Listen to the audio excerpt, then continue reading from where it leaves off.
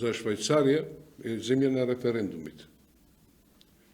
До 1970, мислам некаде таму, тие години, минатиот век, швајцарците со референдум не дава право на глас на жената. Така. Значи, која таа безсмислица била, значи, Отоманската империја расплодот веќе гласаат жените, а во Швајцарија една од најнапредните демократски земји, значи се оправдуваше тоа со референдум. Денеска нормално тоа многу се исмева и главно референдумите се насочени кон комунални проблеми, еколошки проблеми. Значи, ретко се упуштаат во некакви покрупни одлуки кои би требало да ги решават пратениците и да ја превземат одговорноста.